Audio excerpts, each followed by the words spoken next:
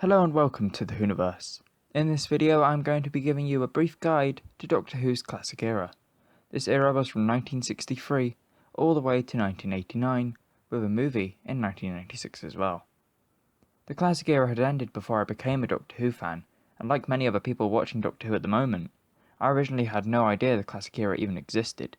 So with the first Doctor returning for the 12th Doctor's final adventure soon, it feels appropriate to talk about Doctor Who's rich past, which not many even realised happened. So, the premise of classic Doctor Who is very similar to modern day Doctor Who. There are the staples of Doctor Who you expect, like the Doctor, of which there were 8 in total in the classic era, the Doctor's TARDIS, the Daleks, the process of regeneration, and more. With so much to talk about, here is a guide to classic Doctor Who, but broken down into the incarnations of the Doctor. William Hartnell, the first Doctor, from 1963 to 1966. The first Doctor, William Hartnell, set the tone for every Doctor that would come after, which is why it might be surprising for new Who fans just how grumpy the first Doctor is, especially in his first series. Underneath it all, Hartnell's Doctor still has the mischievous, benevolent, brilliant qualities that have come to define the iconic character throughout all of his incarnations. The first Doctor's episodes are all in black and white, which may be hard for some modern viewers to get used to, but what the first 3 series of Doctor Who lack in polish, they more than make up for in ingenuity. The innovation of the early TV era is alive and well in these episodes, and it can be a lot of fun to see how TV has changed from its early years. Initially conceived as a children's educational programme for the BBC, but in fact becoming a family show for all ages to enjoy, the first Doctor travels through space and time with his granddaughter Susan, as well as her schoolteachers Barbara and Ian. Though the terms Time Lord or Gallifrey are never explicitly used, we know from the get-go that the Doctor and Susan are in exile from their home planet. At this point, the Doctor cannot control when or where the TARDIS ends up, which adds another layer of adventure to these early stories. The number of series William Hartnell was the Doctor is 3. The number of episodes featuring the first Doctor are 29 stories or 134 episodes. The first Doctor had many companions. They were Susan, Ian, Barbara, Vicky, Stephen, Katrina, Sarah, Dodo, Polly, and Ben. I think if you like Series 8 of modern Doctor Who with the no-nonsense 12th Doctor, then you will definitely enjoy the first Doctor's adventures. One adventure I recommend watching is An Unearthly Child, Series 1, Episode 1, the episode that started it all. Patrick Troughton, the second Doctor, from 1966 to 1969. The original Bow Ties a Cool Doctor, Patrick Troughton had a huge task in bringing Doctor Who through its first regeneration. At the time, no one was sure if Doctor Who would survive past Hartnell, who had to leave the show due to his ill health. The fact that it did is a testament to Troughton's charismatic performance. Known as the Cosmic Hobo of Doctors, Troughton's Doctor was much more childlike and energetic than Hartnell's Doctor, though with a gravity and power to manipulate that belied his extreme intelligence. The second Doctor was particularly good at acting the fool to throw off potential enemies. 11th Doctor Matt Smith cites Troughton as a particular influence in his performance, so if you like the 11th Doctor and are looking for a classic Doctor to check out, I would suggest the second Doctor. A particular highlight of the second Doctor's era is his relationship with companion Jamie McCrimmon, a Scottish Highlander who came aboard the TARDIS in Troughton's second story and stayed through his run.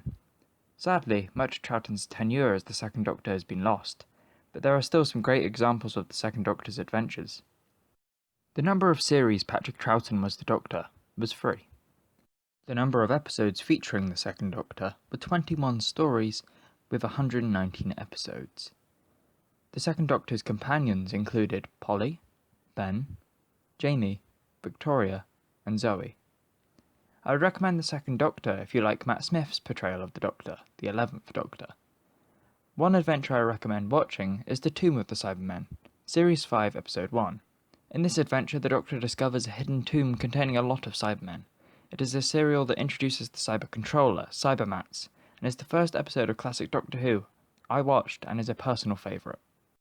Jon Pertwee, the third Doctor, from 1970 to 1974. The James Bond of classic Doctors, Jon Pertwee's Doctor was much more of an action hero than his 2 predecessors, suave, technologically savvy, and always ready to throw a punch. The third Doctor drove around in a canary yellow roadster called Bessie. Yeah, Pertwee style. And it wasn't just because of his tenure as the Doctor was the first to be broadcast in colour. Much of Pertwee's Doctor Who era was limited to Earth, but the Time Lord had been exiled by the Time Lords. Though this narrative move may have been related to cost efficiency reasons, it led to a more arc-driven story than what came before it. If you like your Doctor Who ensemble-driven, I suggest trying out the Third Doctor. In this time protecting Earth from both alien and human threats, the Third Doctor reluctantly worked alongside UNIT and fan-favourite character Brigadier Lethbridge Stewart, whose daughter, Kate, appears in New Who. Though Lethbridge Stewart was introduced with the Second Doctor and met almost all of the Doctors, his relationship with the Third Doctor remains the most developed. Another great aspect of the Third Doctor's run that might be of interest to New Who fans and modern TV viewers is the relationship between Pertwee's Doctor and Roger Delgado's The Master. The cat and mouse game between these two is a classic Doctor Who highlight, and very relevant for current episodes of Doctor Who. If you are looking for some background on the Mrs.-Doctor relationship, try the Jon Pertwee era.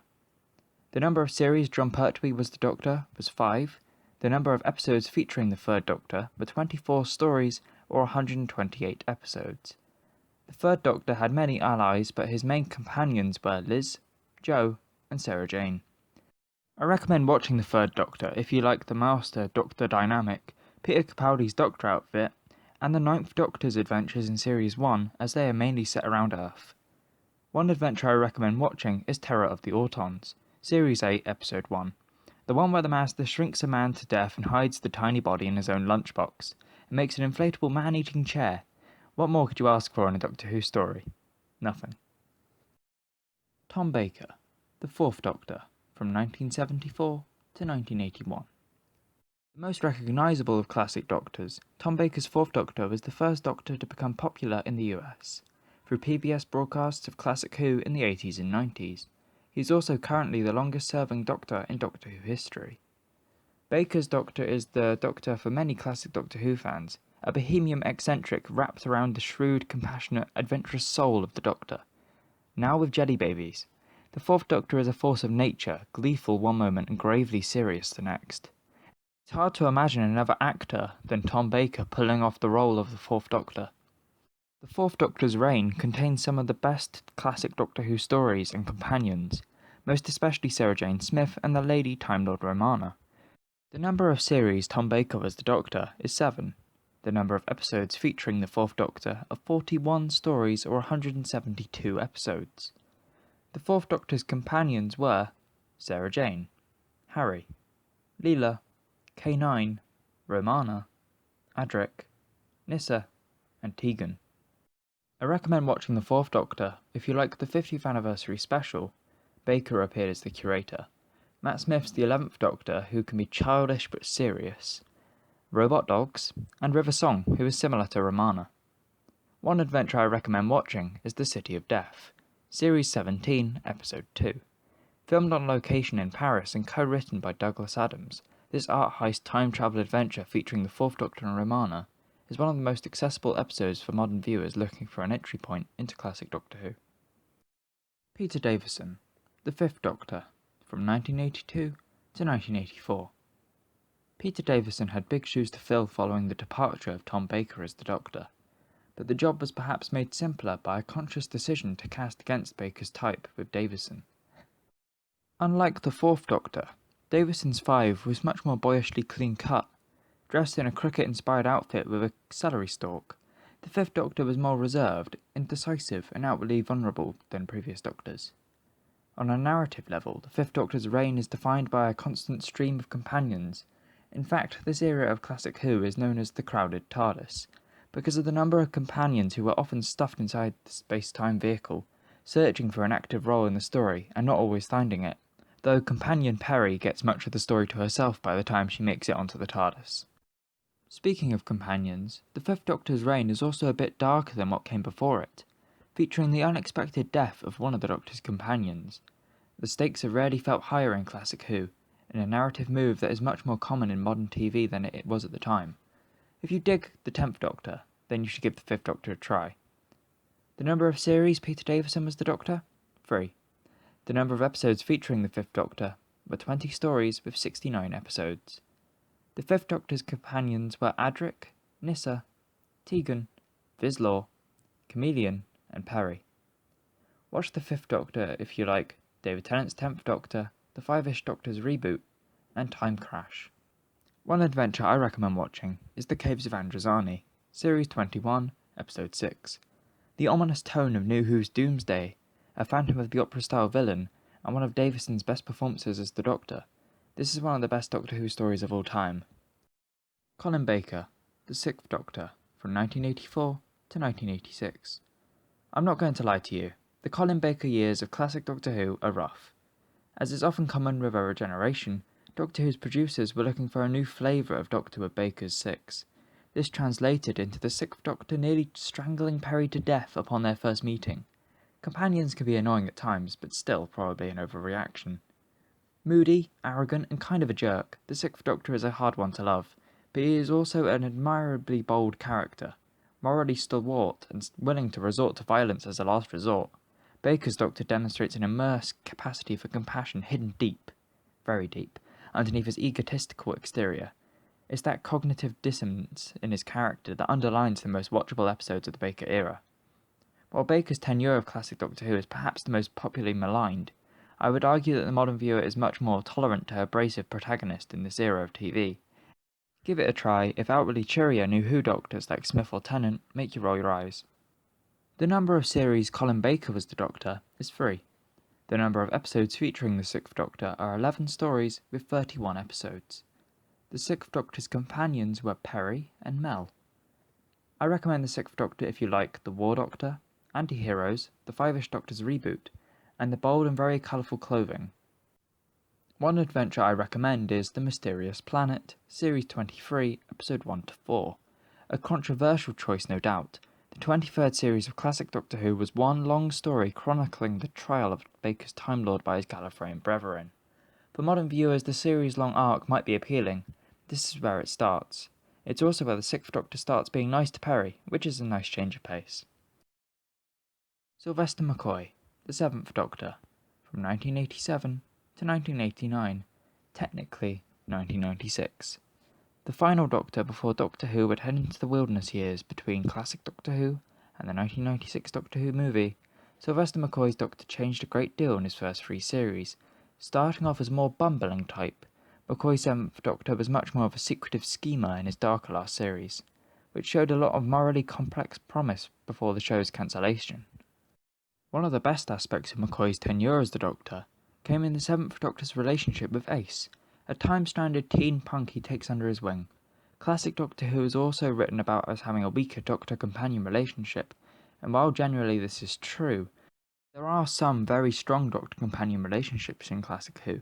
The mentor-mentee relationship between Seven and Ace is one of them, with Ace in particular being a standout companion reminiscent of Rose's young street-smart persona in New Who. The number of series Sylvester McCoy was the Doctor is 3. The number of episodes featuring the Seventh Doctor are 12 stories or 42 episodes. The Seventh Doctor's companions were Mel and Ace. I recommend watching the Seventh Doctor if you like Billy Piper's Rose Tyler, the Five-ish Doctors reboot, and spoon playing. One adventure I recommend is Remembrance of the Daleks, Series 25, Episode 1. Ace fights off a Dalek with a baseball bat, surely one of the best moments in the history of Doctor Who.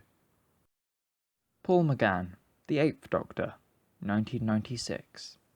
Some people count the Eighth Doctor's era as classic Who, some don't. What we can agree on, the Eighth Doctor's TV era was cut short, with only a movie to his name before New Who. This Doctor was eccentric and dramatic, and was a Doctor who dressed like a Victorian and had a TARDIS console which looked like mahogany. He was perhaps a Doctor we didn't get to know, with hopes of a reboot that never was. Luckily, in the wilderness years between the movie and the 2005 revival of Doctor Who, we got plenty of audio adventures which were actually really good. More recently, the Eighth Doctor appeared in the New Who minisode The Night of the Doctor, completing his story and in a way wrapping up the classic era.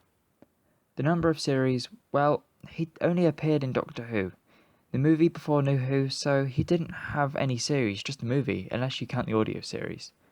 The number of episodes featuring the Eighth Doctor was again only the movie, in the classic era, but he was featured in the Night of the Doctor minisode in New Who, and many audio dramas made by Big Finish. The Eighth Doctor's televised companions were Grace and Chang Li. I recommend the 8th Doctor if you like The Night of the Doctor and Big Finish audio adventures. The adventure I recommend watching is Doctor Who the Movie, as it finishes Doctor Who before it comes back in 2005, and is an adventure the length of a film, with the Doctor regenerating, meeting new companions and battling the Master. It is the beginning of something that never had a chance to start, but it's still a great watch. And that is a relatively quick guide to the classic era. There is so much more than I could have talked about in this video, with some great monsters and more developed characters than some found in New Who. Classic Doctor Who is where it all began, and to quote the first Doctor, it's far from being all over. But this video is. Thanks for watching. I hope you enjoyed the video. I hope you enjoy watching the episodes I recommended if they take your interest. What classic Doctor is your favourite? Do you have any further details you think people should know about classic Doctor Who? Let everyone know in the comments below. For an insight into why the actors left Doctor Who, check out the video on the top left. And if you would like to learn about the history of the Daleks, Cybermen, Sontarans and more, check out the playlist on the left. Thanks again, every like and comment is appreciated, and if you would like to keep up to date with my latest content, please subscribe. Thanks again, and I'll see you in the next video. Bye bye.